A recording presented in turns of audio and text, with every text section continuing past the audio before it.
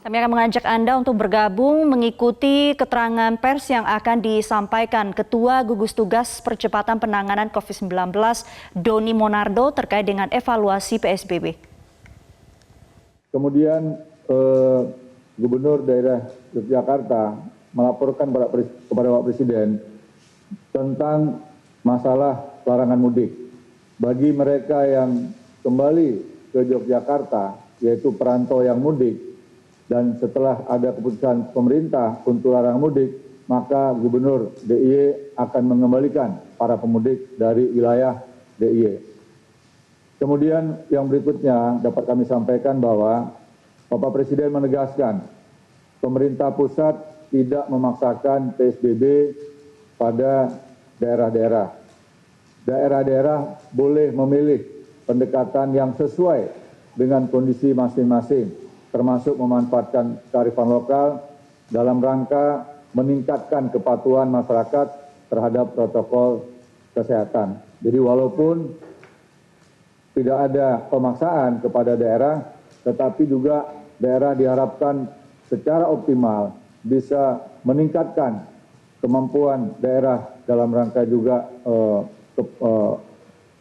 kepatuhan masyarakat terhadap protokol kesehatan.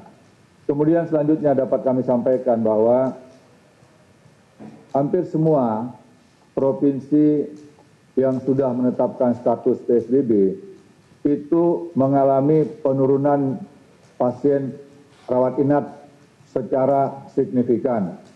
Kemarin telah kami sampaikan untuk DKI sudah di bawah 60%. Artinya jumlah pasien yang dirawat di rumah sakit rujukan dari Kementerian Kesehatan maupun juga yang sudah ditetapkan oleh pemerintah provinsi itu mengalami penurunan yang sangat signifikan. Kemudian juga untuk Sumatera Barat, salah satu rumah sakit Sumatera Barat yang kami catat di sini, pasien di RSUP M. Jamil Padang berjumlah 46 orang. Dari jumlah bed yang tersedia yaitu 112 bed.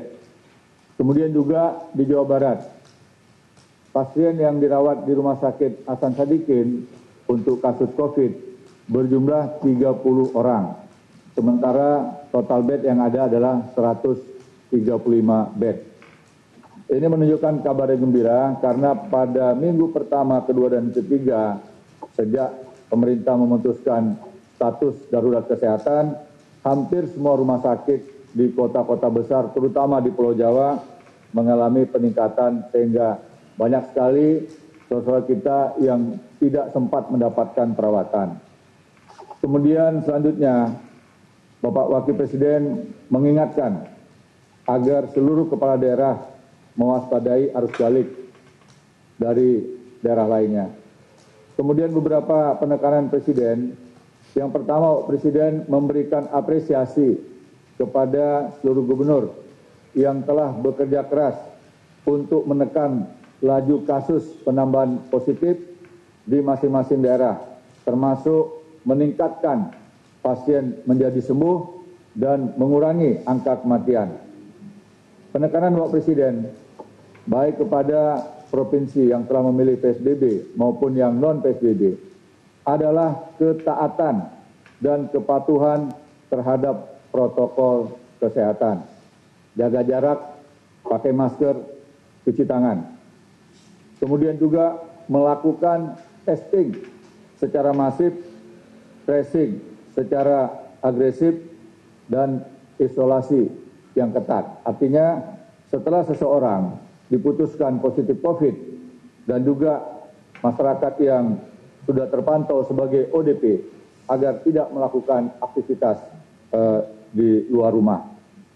Kemudian penekanan Bapak Presiden yang terakhir adalah dinamika setelah selesai Lebaran sangat tergantung dari perkembangan yang terjadi di semua daerah, khususnya tentang kesungguhan kita semua untuk mematuhi protokol kesehatan selama 2 minggu terakhir.